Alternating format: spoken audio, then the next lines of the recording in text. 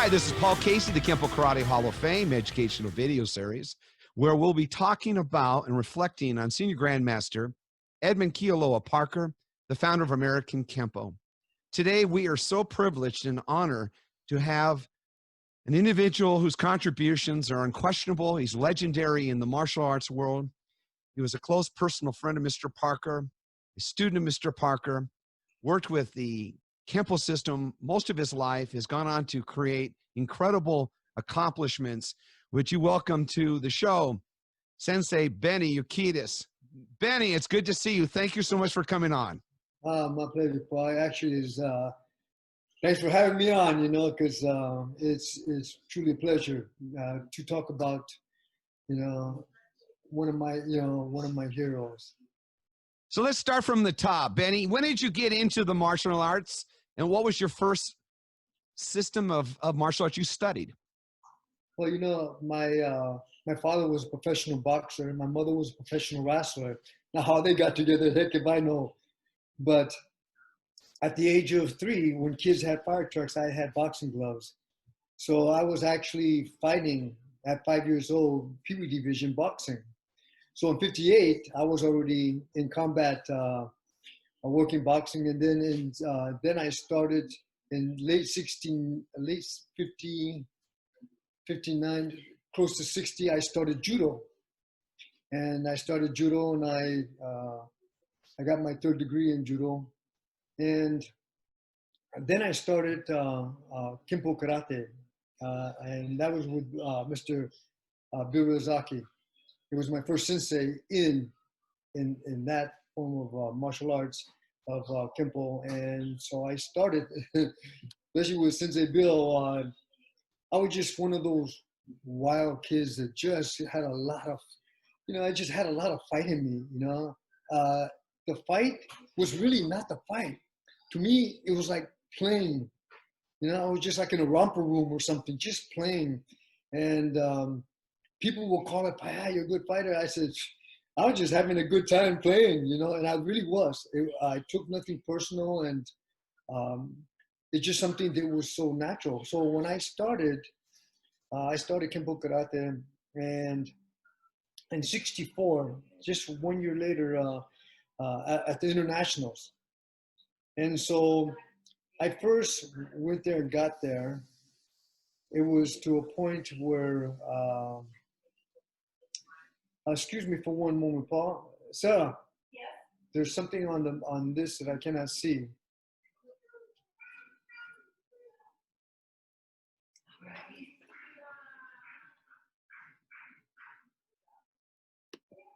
Oh, okay, we're back. Actually something came on automatically. Don't worry, I can see you, and I'm recording everything you do. Okay, so let's pick it up. Start from 1964. Okay, in '64, I went to the internationals, and my brother Arnold, and there's 9 black belts in my family, and so my brother Arnold is the oldest, and he trained all of us. Well, he started with the Sensei Birazaki, and we all just kind of follow him. And my brother Ruben and Smiley, and they were actually in judo, and they went up north, and they were in judo. And so that's why I started doing judo. And so I was boxing, Pee Wee division, and doing judo. So by the time '64 came in the internationals, I went, and I was actually hurting a lot of the kids. I was making them cry because I was already a good boxer, and I just loved the fight game, and I was hitting these kids in the body and stuff like that, making them cry, and all the parents were complaining to Sensei Parker. They were saying, I don't want my son to fight with him, and so they were complaining to him about I was hurting the kid, I was making him cry, and so Mr. Parker will go, you come here. What's your name? I said, and I put my head down. I didn't know what he was going to do. I just put my head down, and I said, my name is Benny Sensei. And he said, look it, this is martial arts. This is about control. This is about technique. This is about being able to go out there and be quick and get in and get out, but not hitting hard, but with nice control. And I said, he said, you understand? And I shook my head, yes. And then he said, then he would look at the parents and he'd say, okay? And the parents said, okay. And then he'll grab me by the shoulder and turn around and he would actually put his thumbs up and go. And I looked at him and I was confused because he just finished telling me, don't hit hard, don't do this and this and that. And then all of a sudden the parents leave and he grabbed me by the shoulder, turned me the other way, and he would put thumbs up. And I didn't understand at that time, can I go and do what I was doing, or what do I do? So by then I already had took the that division. I took it, and so I asked Mr. Parker, I said, can I go in that one? And they were much older. He says, they're much older than you are. And I said, but can I go? And he said, you want to go? I said, yeah. He goes, okay, go. And I can't remember his name right off bat, but he said, this kid is going to jump in there, put him in there. And he put me into a higher brand. And these guys were way overtired me. And I was just excited. And I ended up beating that division. And Mr. Parker looked at me and said, you can hit them hard. And I said, you told me that? He said, no, don't worry what I said. They're bigger, they're stronger, you can hit them harder. I said, okay. I went in there and I just went and did my thing. And actually I dropped a couple of them from a body shot that, I was good. They used to call me the body and fender man. And because I love to hit the body, but sometimes I would miss and hit him in the thigh.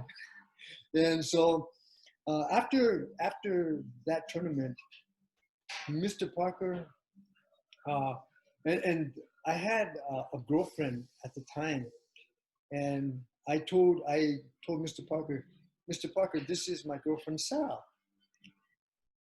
And he looked at her and talked to her, and my Sarah was very shy, very quiet. And he put his arms around, he turns me the other way and he says, this one's a keeper. And I said, this one's a keeper. I didn't understand what that meant. So and he left it at that. And for a whole week, I kept on repeating, a keeper. Is that a martial art word? What does that mean? So then, after a year goes by, I went to right there on Sepulveda, the Kenpo school Sepulveda. I got invited. So I went over there and I started to train. It was on a Tuesday. I started to train, and this was all black belt class and this and that.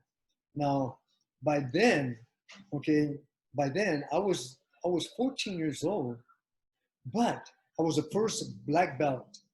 And so I got in there. They actually forced me to get to take my black belt test because I was hurting all these kids. And after hurting all these kids, I said, and so they actually tested me, Mr. Park, all of them. They tested me, and I was actually from Friday to Sunday. I ended up with testing, and I passed. Now I'm 14 years old. Now, back in the 60s, you had to be 18 years old to even consider. And so I passed, and all of them, they all kicked me. This and that. My brother Arnold kicked me and put me in the hospital, broke my ribs because he was pissed. He was very angry that I broke tradition. And I was saying, and my mother and my family were mad at my brother for breaking my ribs because he was mad that I broke tradition. And he said, you have to be 18 years old. He said, you're just a kid. What do you know about fighting this and this and that? I said, well, I won. And he said, doesn't matter. You know nothing about fighting and this and this. But he was very angry at me that they gave me my black belt. So the next year I go to the nationals And I go to the 14 with my black belt, and I got my black belt on, and we're standing there with all the 14ers, and they're saying, "What are you doing?" I said, "Well, I'm 14. This is my category." They said, "No, you're a black belt. Go over there." I said, "No, I'm 14. This is my group." And he said, "No, you're black belt. Go over there." And I'm looking, Chuck Norris, Skipper Mullins, Joe Louis. I mean, and I'm looking at all these guys. I said, "I can't fight them. They're men. They're grown. They're adults." And he said, "No, you're a black belt. Go over there." So I walk over there with my head down. I have my tail between my legs. Really, and I just walk over there. And so they're all like petting my head, petting my back, like they've never seen anybody, a kid wearing a black belt. And they're saying, so I was a cute kid at the time. And when I end up beating my the lightweights. I beat them, and so they all patted. It was great, okay. And then the next year, when I got back to the nationals, they all wanted to stand next to me and say, "You're black belt, you're showdown, huh? And you a winner." And then one of them, I can't think of his name right offhand, but he came up to me and says, "So now you're gonna see what it takes to be a black belt." And I said, "Oh my God!" I just the way his tone. All of a sudden, I had a chill up my back, and I said, "Oh my God, I'm gonna get it now." And sure enough, and he stood right next to me, and I said, "Oh, he wants to fight me."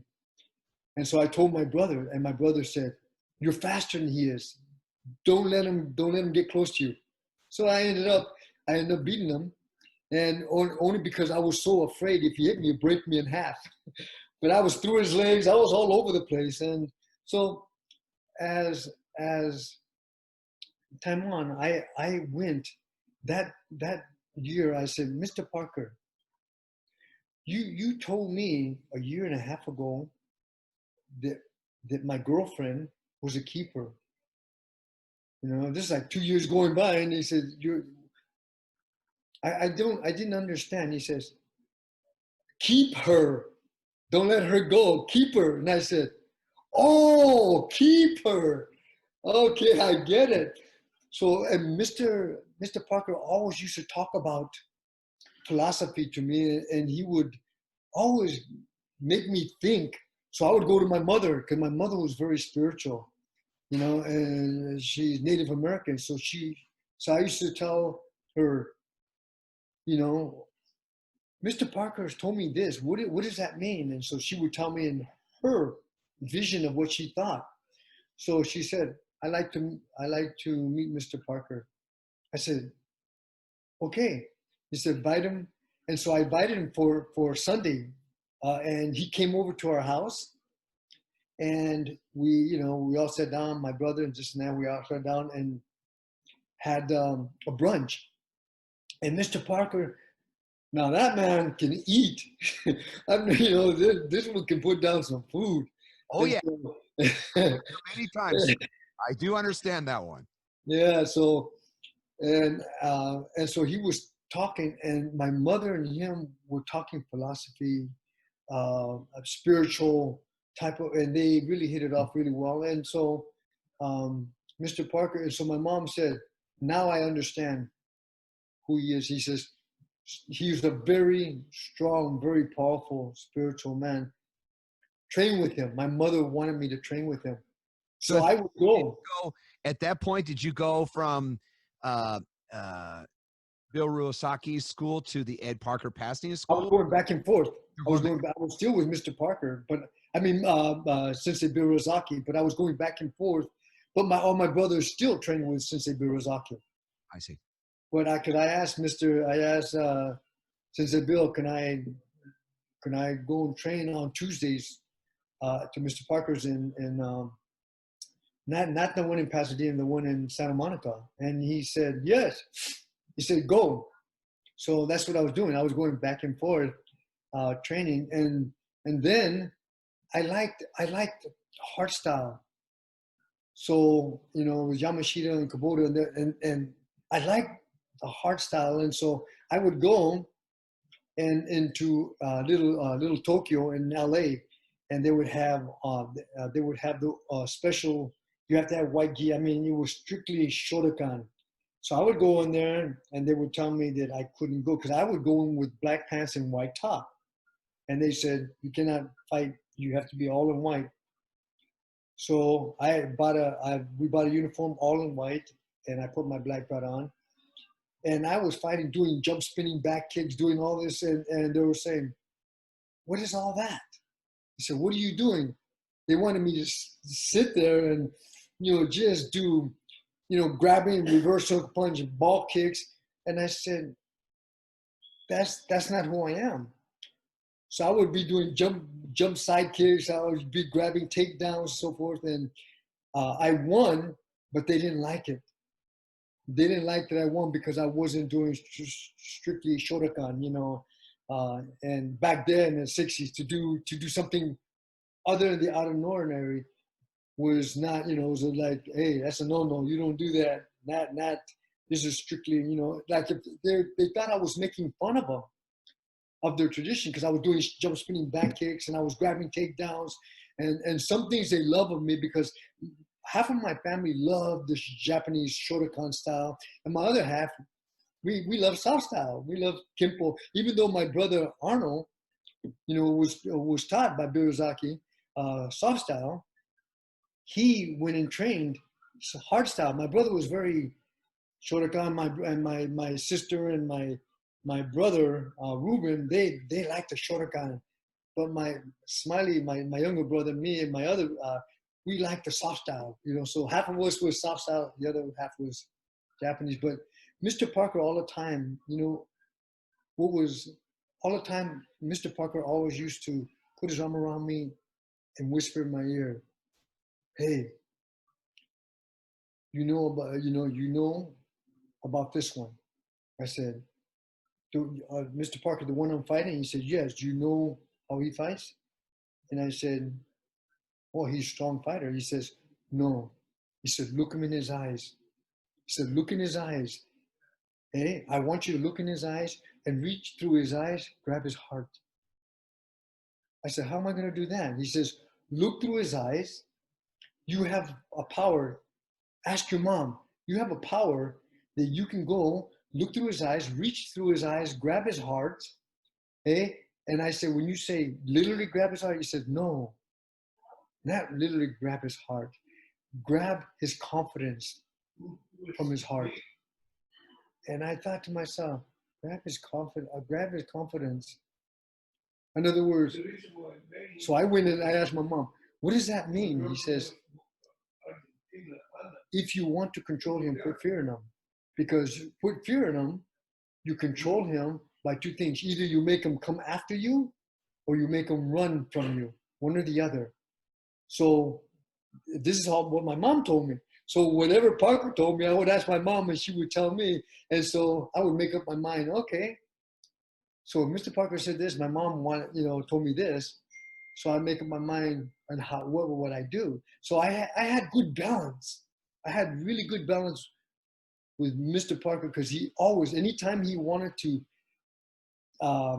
pass me an insight, he would put his arm around me and he'd put his mouth next to my ear, and he would whisper, "This is this one here. This is what I want you to do." And he did the same thing. So when I was picked for the Elvis Presley team, and I was picked for the Elvis Presley team, this is what he had said. There's only going to be 5. And he said, you have to really go out there and you have to prove yourself. So I went out there and I beat everybody there is to beat, but he said, you cannot beat them, you have to beat them. And I said, outscore them? He said, no, you have to really beat them. And I said, hurt them? He said, I want you to go out there. He didn't say yes or no. He said, I want you to go out there and really beat them.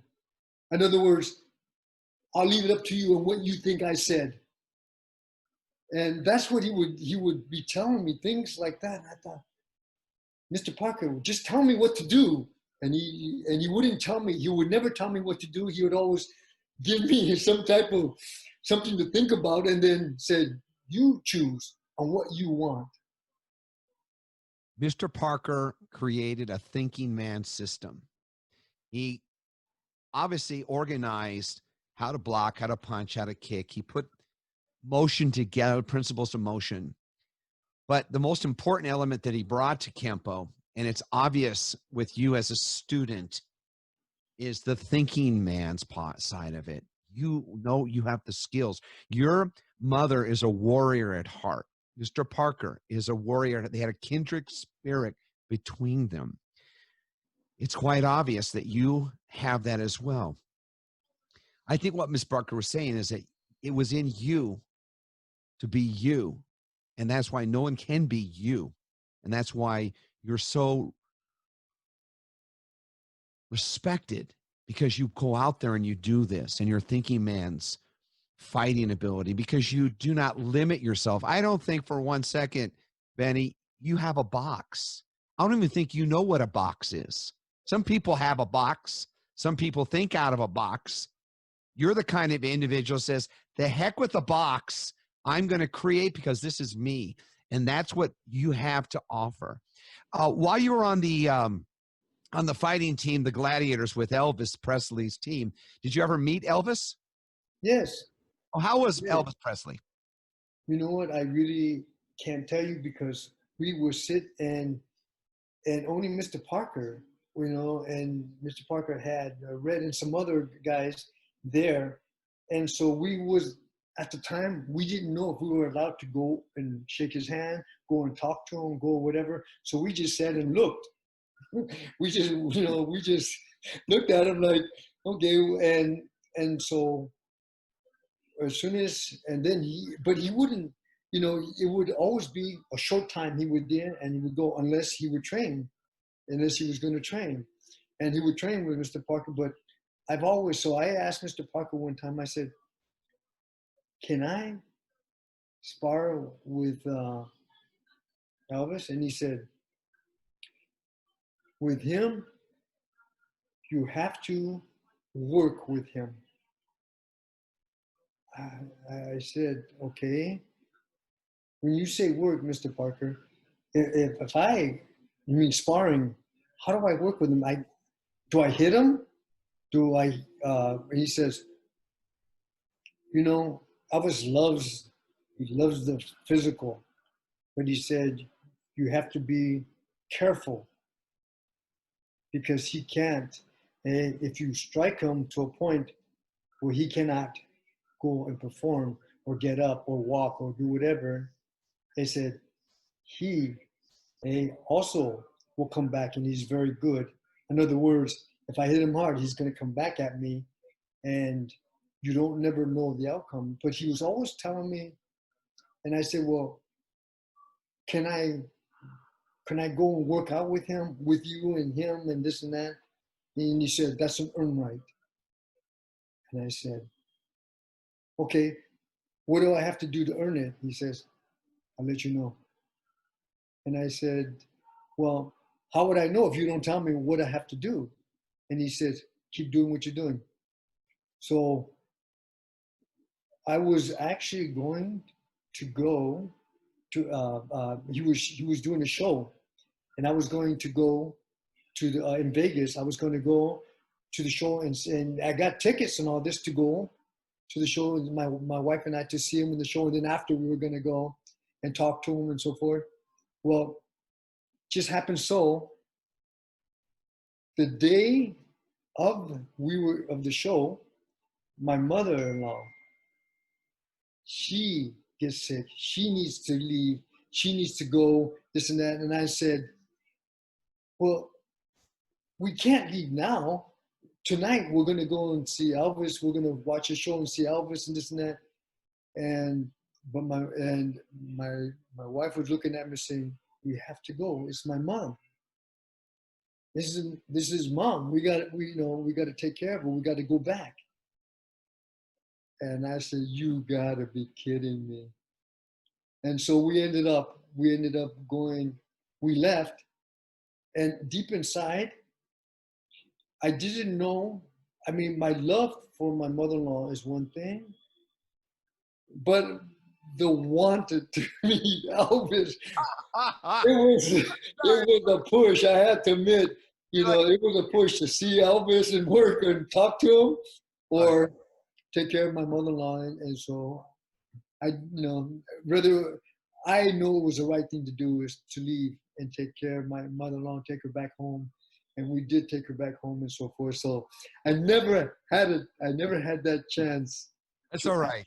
You know what? I remember one time Frank was telling me, and I heard Parker said when they were talking about that team, you really impressed Elvis Presley. He saw that guy's really good. So that was the comment that I had heard through several sources, including those two men. And that's it's a testimony to your talent. You actually earned it. And you know what? You can take it now that you were special. And Elvis Presley knew it when he saw it, and Ed Parker knew it, and Frank Trejo knows it. And you know what? The world knows it as well. How many years did you compete in the tournament scene, point fighting, before you moved on to full contact? Well, actually, in '72, a lot of times, to me, I was in a tournament and I would hit people and I would get disqualified sometimes because I was hitting too hard or I was too aggressive or they calmed me down. And so I said, you know what? I'm tired of everybody calming me down. I said, this is the art of war. I want to, we both agree. There's an honor system. If we were going to fight to the death, it would be an honor system of going to the death, knowing that that's what we're going to do, and we're both in agreeing on it. So not to take it to that extent, but when you're going to fight, you both agree on the rules, and this is what it is. So I just got tired of them get disqualified or telling me, calm down, slow down, don't do this, don't do that, you can't grab, you can't this. And I said, so why was I taught all these techniques if I can't use them? So I started to get frustrated. So I started boxing. I started boxing with Baba Chikon. And then next year, Joe Ponce was our trainer and Baba Chikon's, and I was Baba Chikon's sparring partner to get him ready for all his titles. And so I said, okay, I'm gonna turn pro boxing. I'm just gonna go in boxing and that's it. Get the art out and go into boxing. And then my brother says, okay, you want to go into full contact karate? There's a new thing going on, full contact karate. And I said, what? Full contact karate. I said, what does that mean? He says, well, you're doing karate to the knockout. And I said, and I won't get disqualified? They said, what did I just say? You're doing full contact, means to the knockout. You can knock him out. And I said, and I won't get disqualified. They said, what did you not hear of me saying? Knock out means you can hit him for real and you're not going to get disqualified. And I said, oh, okay. Well, I'd like to try that. So we went to Hawaii. My younger brother, Adams, and Blinky, my brother-in-law, and myself, we went to Hawaii, and it was a 3-day tournament. First day we all fought. I don't know, and there was no weight divisions, no rules, no nothing. You want to call it UFC? So be it, because there was no rules, no weight divisions, no nothing. And so we get there. So the first time I fight this guy, and I hit him with the body, and I left hook him. Boom! He goes down, and he's out. And I'm holding my breath to see if they're going to disqualify me. And they picked my hand up, and I said, all right, man, they didn't disqualify me. Okay, this is good. All right. And so I went to go see the guy, and he got up, and he was okay. So the first day, I think I fought about 7 times, and I stopped every one of them. I was just so excited and so high. And then on Sunday, there was 6 of us left for the finals. I'm supposed to fight 2 more times. So I fought Bernice White, and he was a Marine champion, and he was like 6'2", and this guy was tough, and this guy was tough. And I stopped him in the 3rd, and then Blinky was gonna fight Dana Goodson, which is 6'2", 245 pounds, and he is the Hawaiian favorite. So I told Blinky, I said, if you don't knock him out, if you don't stop him, you are not going to win. He is the favorite here. And I said, if you don't knock him out, at least hurt him for me. And he said, I said, we'll double team on him. So Blinky fought, and they went to the distance, and Dana Goodson. They didn't want to see me fight my brother-in-law. They wanted to see, they want David and Goliath. They wanted to see me fight Dana Goodson. So I ended up fighting Dana Goodson. And when I got in there, he had this kind of a smile looking at me. And I didn't realize he was that big until I got closer to him. When they were giving rule, we got closer to him. And I said, man, he is big. He's big and wide. And so I said, okay. So my brother-in-law, Blinky, said, he's slow, you're faster. Just move on him quick. And so Dana thought I was going to run from him. I ran right at him, grabbed him by his gi. It was like, it was like sucking his blood, man. I just grabbed onto him, and I just kept on striking. Finally, he was punching me like this because I was on his chest, and he didn't know how to pull me off him. And actually, I'm a good judo man. I picked him up over my head. I threw him on the ground. I jumped up. I stomped on him. I jumped on top of him. And, and we were just going on and on. And so finally in the third round, I started to get tired. And finally I swept him this and that, and he grabbed me, and he had me up against a rope, and he just kept elbowing me right on my head, and I had my head down on his chest, and he was elbowing me on my traps and my neck, and he just kept elbowing me. And finally I picked him up. I grabbed his leg, picked him up, threw him on the ground. I jumped up, stomped on him. I pinned him again, and I was getting tired, and he started to roll over. So I spit my mouthpiece out, and I bit him on the chest. Oh, and he palmed my face just off his chest. I get up, and he's looking at me. He said, "You bit me." I said, "I'm getting tired." And I had my teeth mark on his chest. my Lord. And he said, "Man, you bit me." I said, "It works. If it works, it works." Gene LaBelle must love you. That Gene LaBelle must really love you. I swear. I met Sensei Gene when I was 5 years old. Oh, really? And can you share my mother used to wrestle LaBelle with us? Share a story about LaBelle.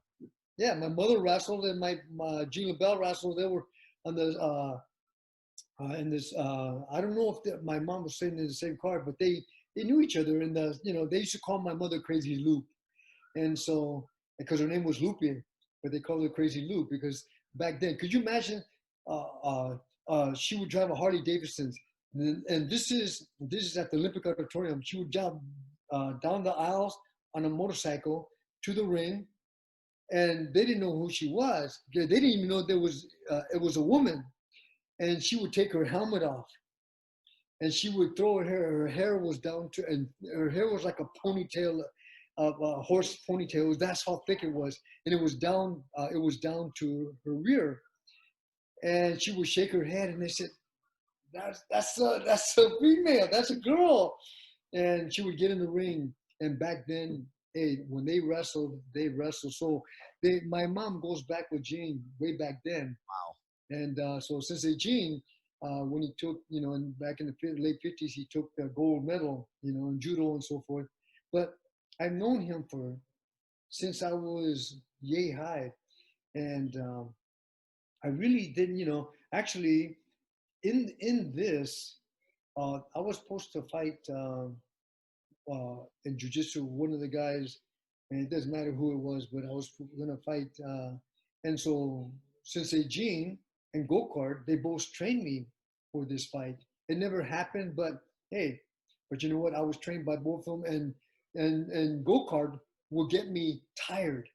He would me an incredible jiu-jitsu fight. He would show me out, and then Sensei Gene will come in and throw me on the ground, and he would begin to, put me in pain from the top of my neck all the way down to my toes. He would put me in pain and come all the way back up. And he'd say, get up. And he'd be on top of me. And I said, I can't get up. He said, get up. And then he would just hit every nerve of my body. So after all that, this was in the late 60s, early 70s. After the fighting and the first full contact fight was in 73. Then I held the title all the way up until 75. And my brother said, do you want to fight? Do you want to fight kickboxing? And I said, no, he said, do you want to fight Muay Thai? And I said, Muay Thai? He said, you want to fight Muay Thai fighting? And this was in late 75, going in early 76. How old were you at that point? I think I was 20. I think I was just turning 20, somewhere around there. Okay. But anyway, maybe I was even younger, but all I know is my brother started the WKA. Him and Howard Hansen started the WKA. And so I started, so the PKA was going and Superfoot, Bill Wallace was actually pushing the PKA. And because I was fighting from, you can kick from the waist up and punch from the waist up, but you couldn't kick the legs because he didn't like to get kicked in the legs. And so they made the rules. You can kick from the waist up, and that was the PKA. So I started the WKA and started traveling. So after they said, you want to fight Muay Thai? And I said, yeah, I'll fight. Honest to God, I thought that was his name. They said, I'll fight him. And so they brought this two Muay Thai fighters from Thailand. And I think it was Ernest Hart fought the semi-fight. He fought before me. And he was beating this Thai guy in points, and then he got knocked out, I think, in the third round. But anyway, he got stopped. And they brought him back and underneath, and the dressing room was underneath. So now I'm hearing all this rumbling on top of the dressing room because we're below it. And I'm hearing Thailand, and then I'm hearing USA, back and forth. And it was like a beehive in there. So my turn, I came out. And I see this guy in there. So I get in. And so I think his name was Narang Noy or something like that. But he came and he started doing his dancing, his prayer. I've never seen that before. So I'm looking at him. So I'm moving to his music, while he's doing his prayer. But I didn't know he was praying. So all the Thai people think I'm making fun of him. And so after he finished, he simulated shooting an arrow at me, and I put thumbs up, and he was pissed. He was angry. And so when the bell rang, he came after me. Now, I had Charlie horses before, but I've never had anybody try to break my legs. This guy kicked me so hard in the legs, my eyes bulged out, and I started moving around, and I'm quick. I started moving around and this and throwing kicks and this and that. The bell rang. And so I told my brother, what do I do? Because he kept on going for my leg. I said, what do I do? He says, kick him back. I said, oh yeah. I said, my brother didn't know what to, he'd never seen it before. I said, kick him back. I said, okay. So the second bell came, I went over there and I kicked him as hard as I could, and he gave me a leg check. He picked up his knee. Oh my God, that hurt us so bad. Man, I mean, my eyes bulged out. I've never felt that kind of pain on my shin before. Wow. And so after that, I'm thinking, okay, I don't want to kick him again. What do I do? So we fought and we fought and we fought finally all the way up until the 9th round, and a riot started. And see, the ties bet by rounds. Who's going to win the round, not who's going to win the fight. So Chuck Noah, everybody was there. And my mother, and so the big riot started. It was like a wave. It went up the bleachers and it started going around. And so I stopped. I jumped on the ring because my mother, my sisters were out there, and I see my brothers escorting them out and stuff like that. And the Thai guy is in the middle of the ring doing this, like, what's going on? What do we, And so they stopped the fight. Helicopters came and so forth. Now that's the first of where people are saying full contact karate. What is that?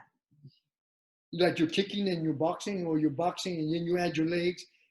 So the word kickboxing was born in late 75, early 76. Was kickboxing.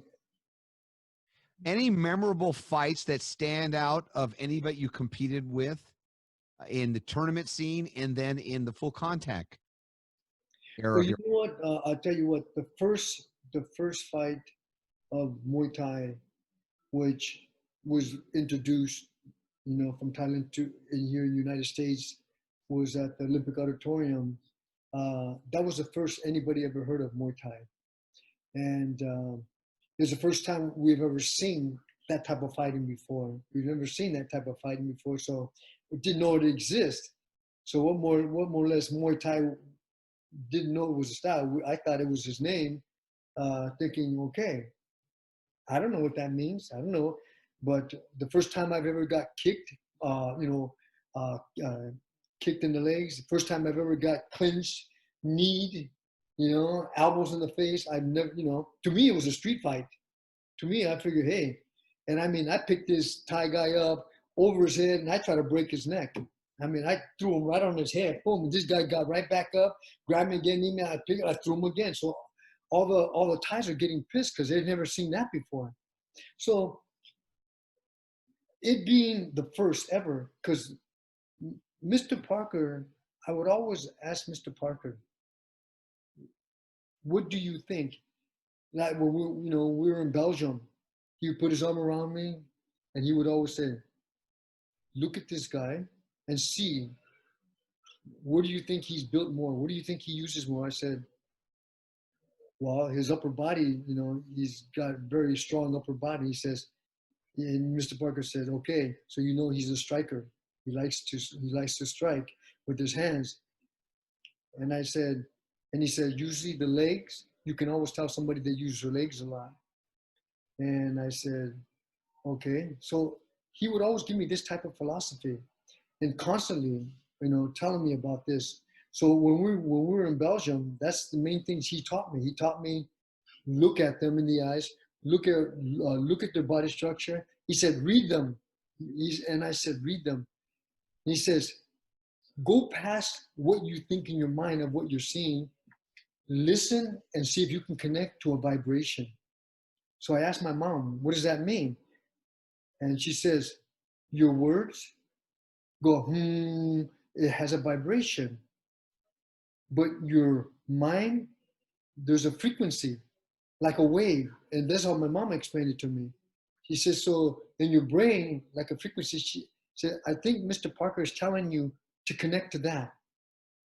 And I said, so you're telling me, don't listen to the word, listen to the vibration of the word, of what they mean. And my mom said, yes. So I went to Mr. Parker, Mr. Parker, do you mean this? And he said, you're learning the art of war. And I said, I get it.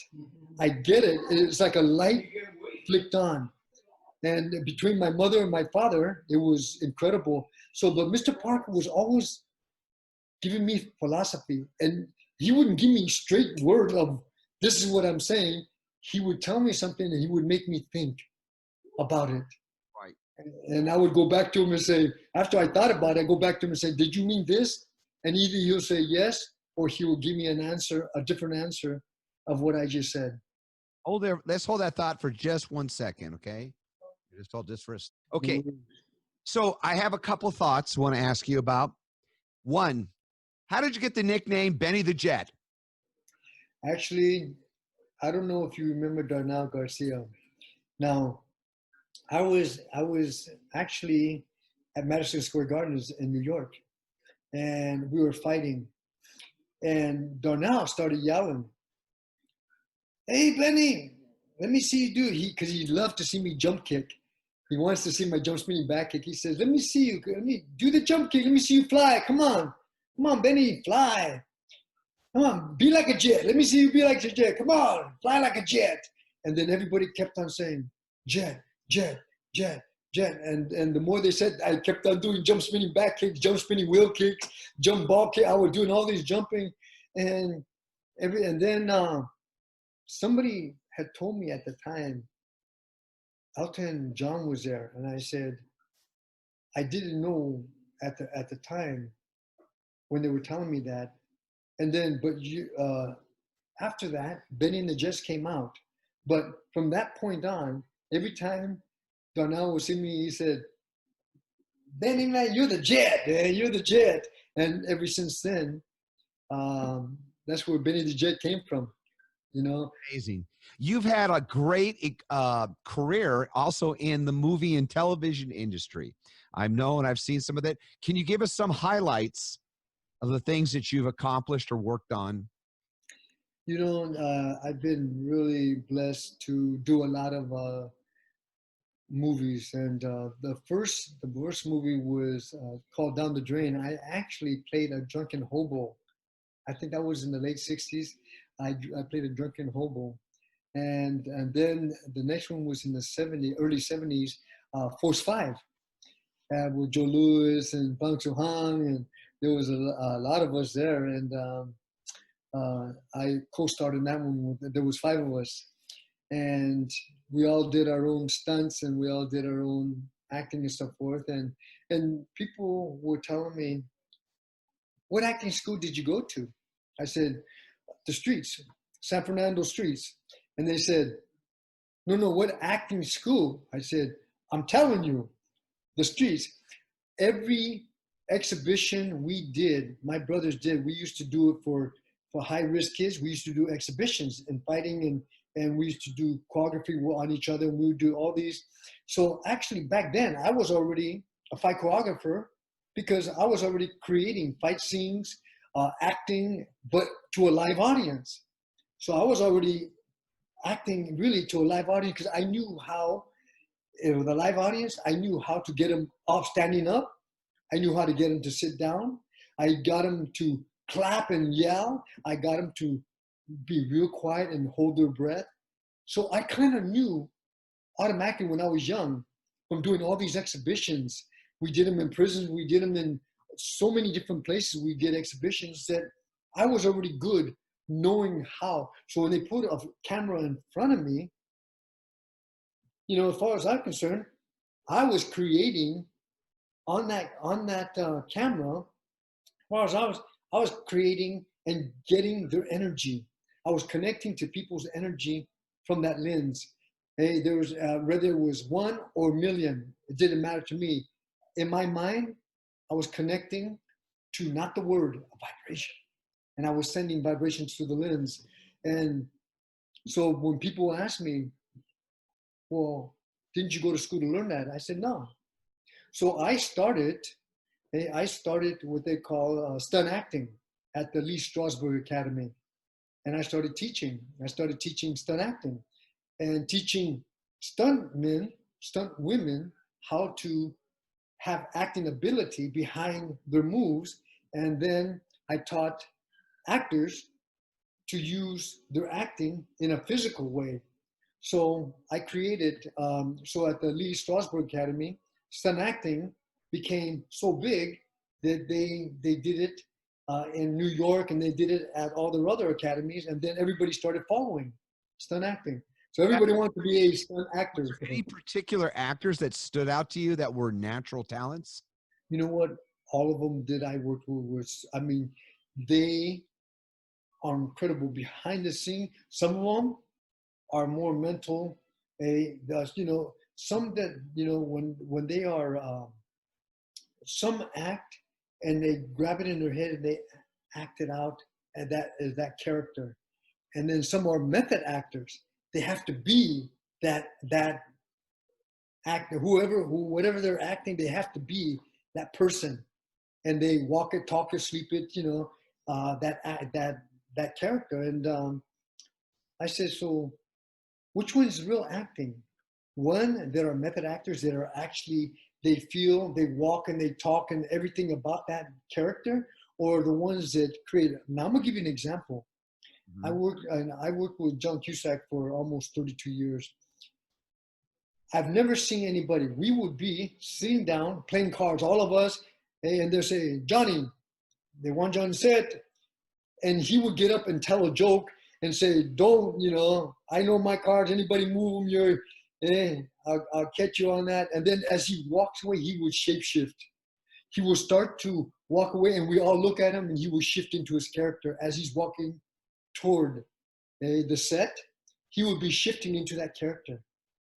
And I said, what? I said, did you see that? Did you see what Johnny just did? And everybody said, yeah, man, he changed into that character. I said, yeah, man, right in front of all of us, he shifted right into that character.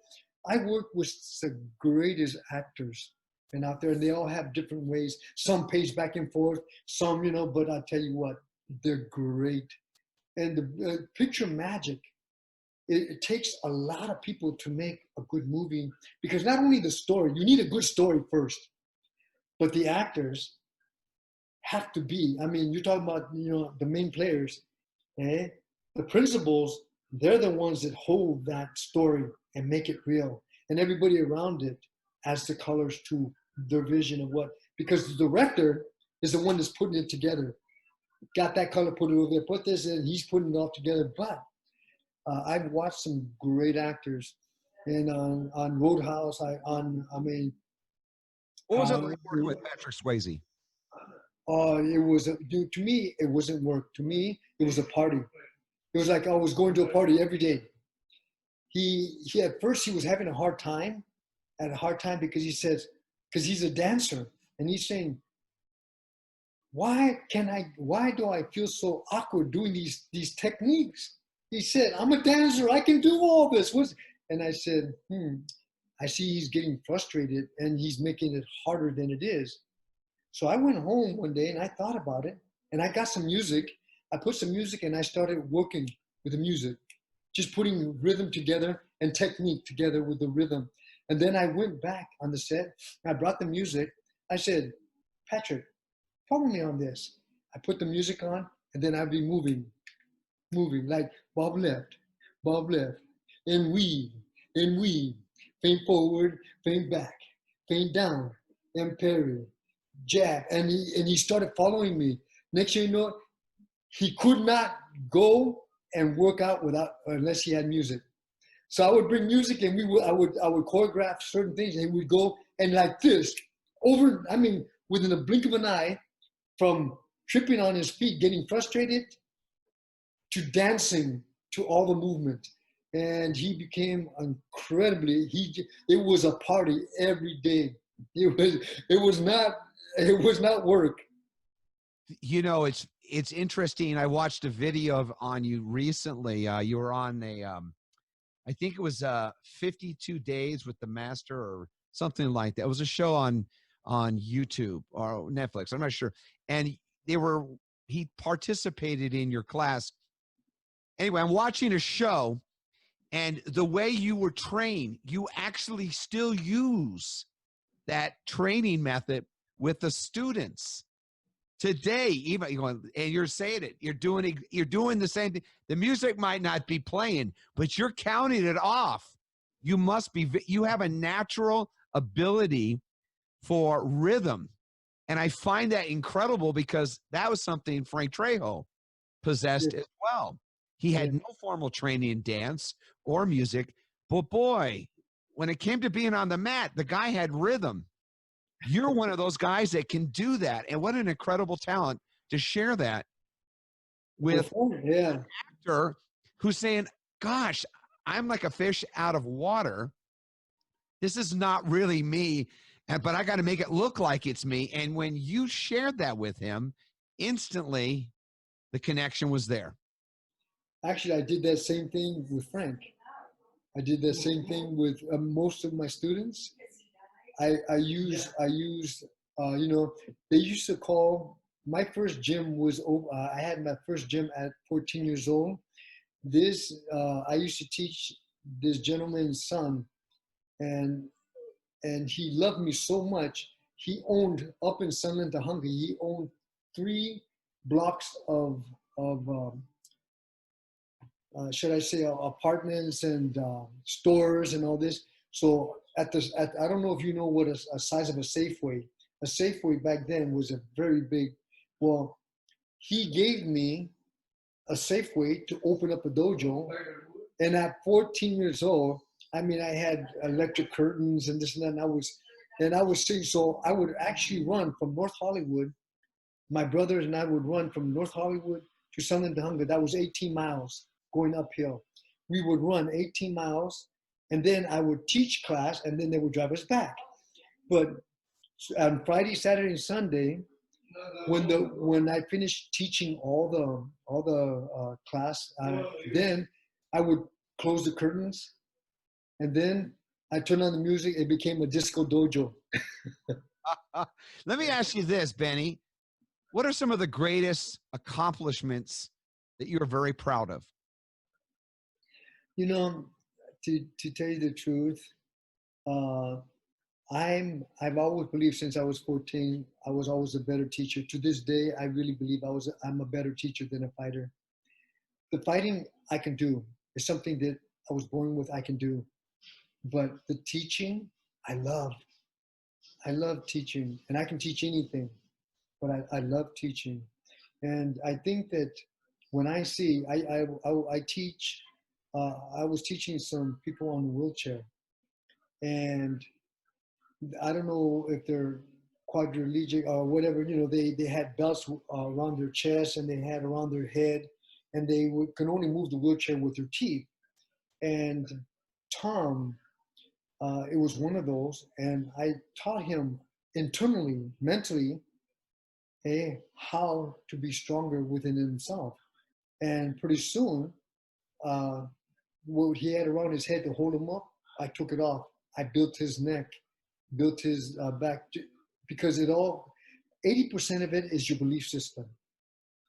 Because if you say you can't, you're right, you can't. And I don't care how clever I am, how good I am, there's nothing I can do for you. If you don't think you can, you're right, you can't. But if you say, I can, and I asked him, do you believe that you can do this? And he said, yes. Even with the strap that he couldn't hold his own neck up, had a strap on his head to hold his neck up, strap on his chest to hold him from falling. He couldn't lift up his arms. I mean, he was just, the only thing he can do is blink his eyes. Yes. The interesting thing of that story is that, as I shared with you before, my daughter was a child of special needs. My inspiration telling me there's no perfect life, just perfect moments. And your story you were just sharing reminds me of the first lesson Frank Trejo ever taught me. He must have learned it from you. He must have learned it from you. It was simple. There are 2 battles in your life, the one in your mind and the one in the ring. If you're not prepared in your head, you cannot get in the ring. It's obvious that came from you. Well, you know, back then, I taught a lot of insight because of Mr. Parker. Mr. Parker taught me when I was young a lot of insight, as my mother did. And I never understood it, but they always made me think. They would never give me a straight answer. They would say, think about it and tell me what you think. So I would research in my mind what that means. And it felt right. Well, I realized that we have 3 minds. First, you have your mind that makes the decisions. The good, bad, and the ugly makes the decisions. And then you have your heart mind. Your heart mind has a desire of what you want. How bad you want it, what are you willing to do? Okay? And so that's your heart mind. And then you have your gut mind. Your gut mind is the one, what I call the voice of your soul. And your gut mind is saying, you can do it, come on, you can do it. Or it'll tell you, don't do it, don't do it.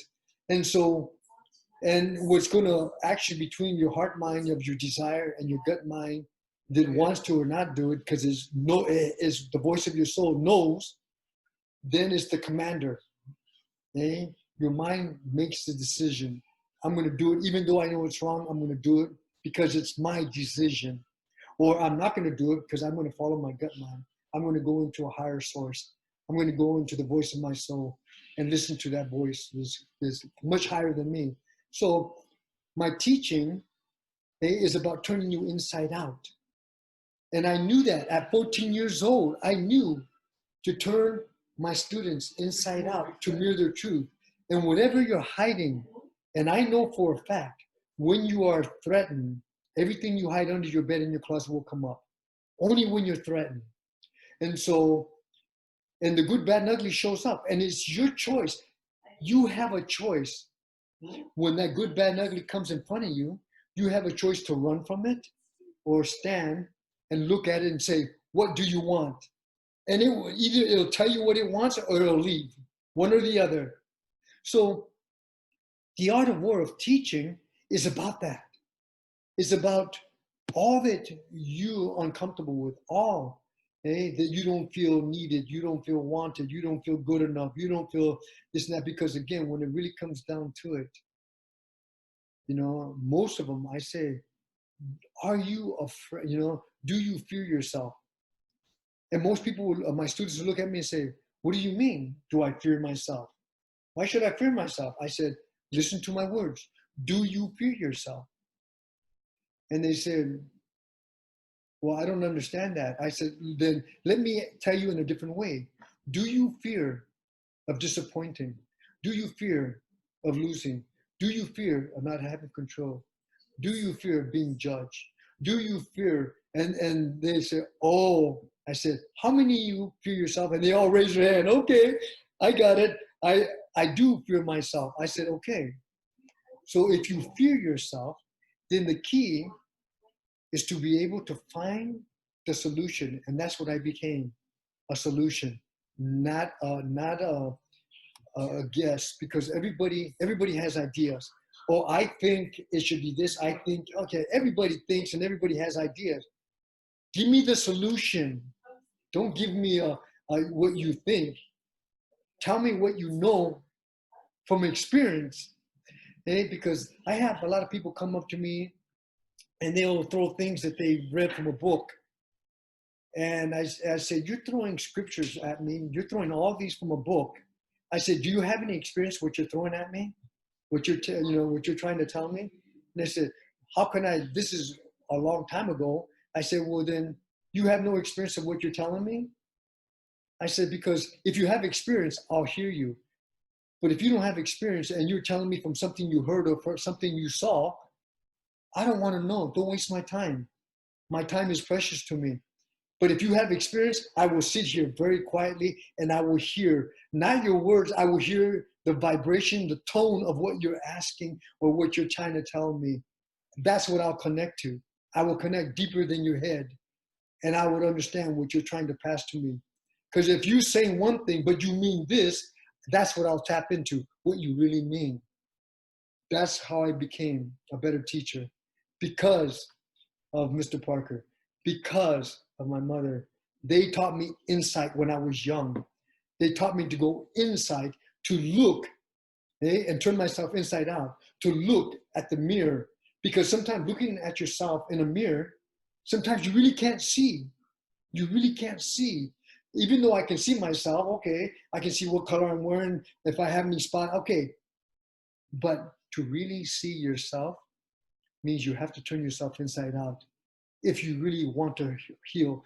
This, when you hear, you came on this journey, okay? You have purpose. We all have purpose when we came on this life, and it's a journey up and down. And going up and down is the good, bad, and ugly. It's how you learn to heal them. It's how you learn to heal. All that what I call the Woundology, muscles have memory of everybody that cheated you, lied to you, hurted you. Muscles have memory of them. And they're activated by when you're threatened, whether it be verbal, whether it be visual, or whether it be kinesthetically. You ever had your father come and look at you a certain way, didn't say nothing, just looked at you and you say, oh man, I'm in trouble. Or your mom will call your name a certain way. And you say, okay, who told her? Or they will grab you behind the neck or the arm a certain way, and it will bring up memories of, wow, like if it's just happening. So that's what I call the Woundology. My mother had taught me to go in, to turn myself inside out. So I believe at 14, to this day, I'm a better teacher than a fighter. I'm grateful for you to share that with us. What an amazing testimony of what you have learned. And it's wonderful that you did it. I'm going to change gears now, and I'm going to go on specifically Ed Parker as we're gathered here. So I'm going to ask you a couple questions about Mr. Parker, and then I think that'll wrap it. And I'm grateful for your time. So let's go with these 3 questions.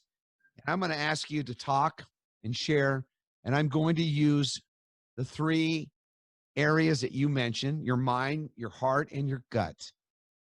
Your mind, your heart, and your gut, sir. So, Benny, what is the greatest lesson that Ed Parker ever gave you? Mentally, he had taught me to fall down 7 times, to rise up 8.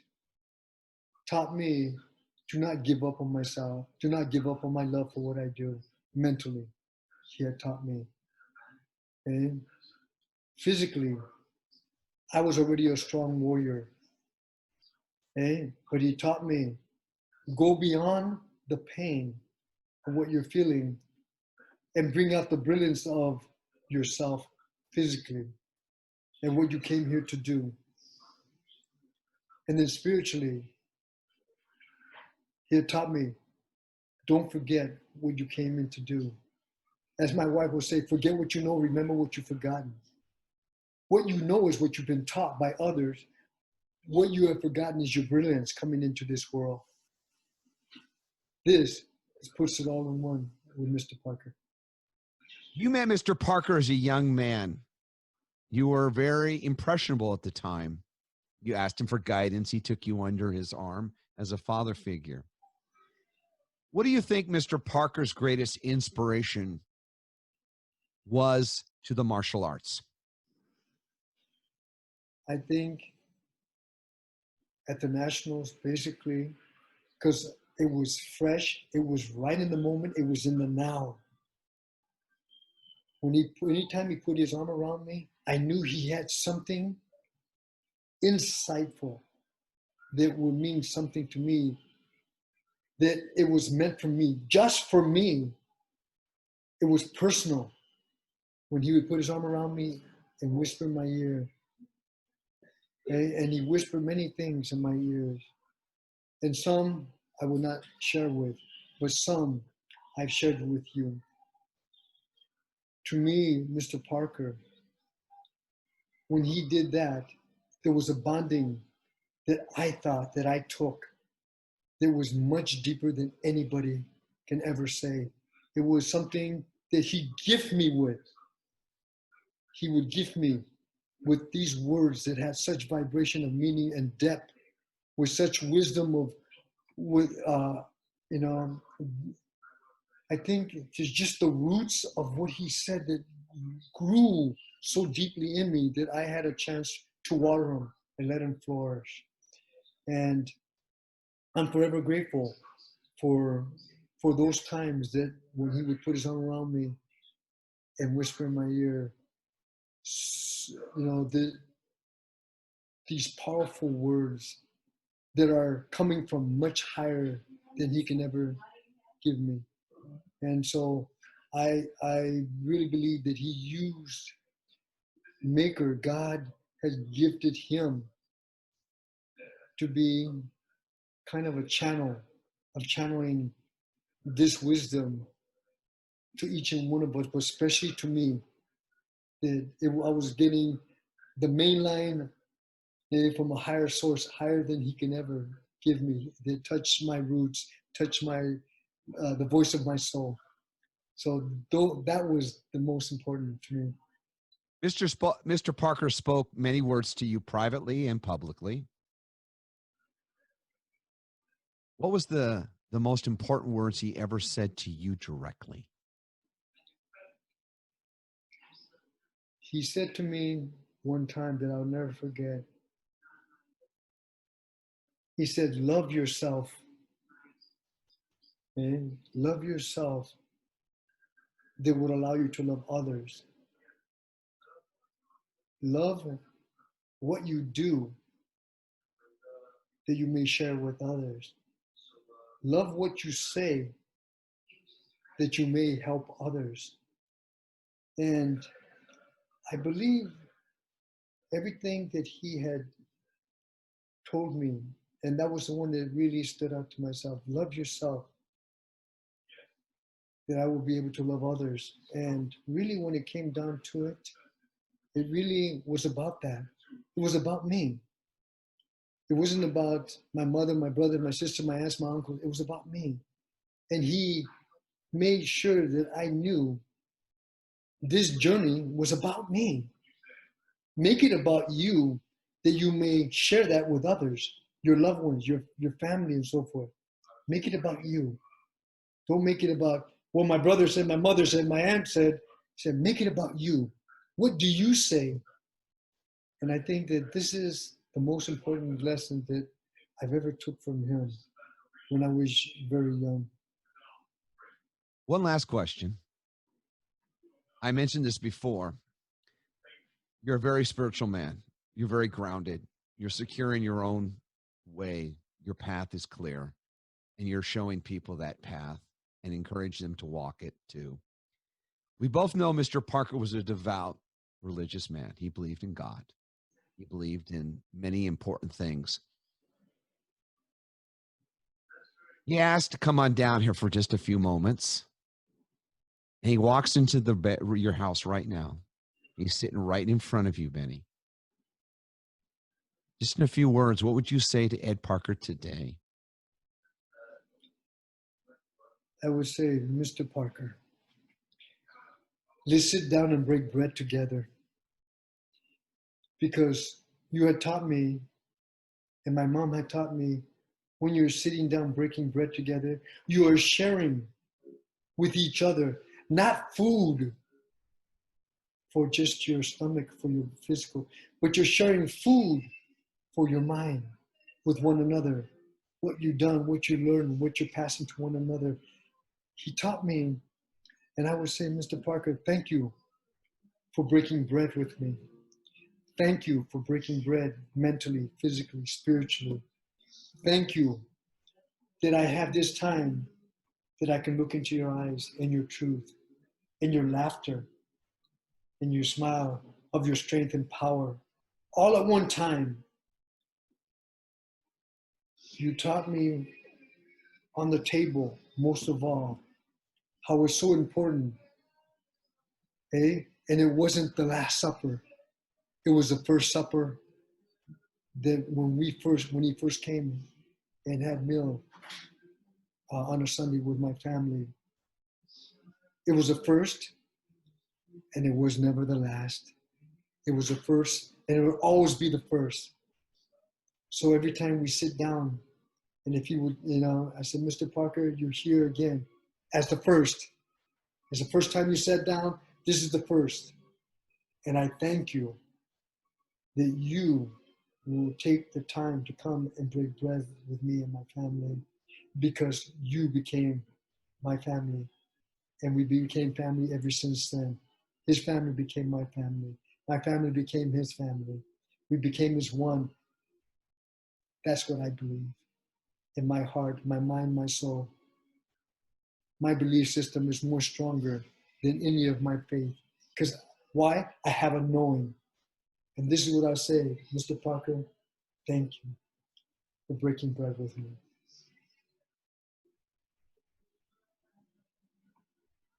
Thank you, Benny.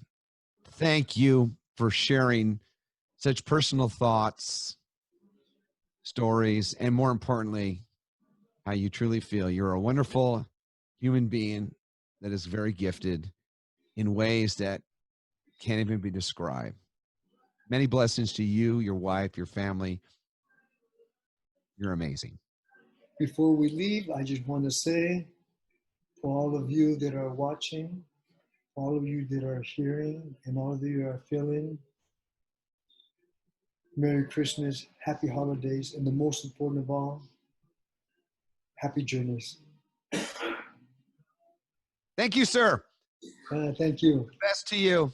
Was God bless you. You're awesome. I look forward to seeing you again. I know that the holidays are going to be amazing in your household. And please, Sarah, if you can hear me, thank you, dear. Thank you very much. You guys are amazing. What a great family. she's Niece is in Las Vegas. She's awesome. I love her. was. My heart. God bless you. Thank you. Bye. Yeah, John.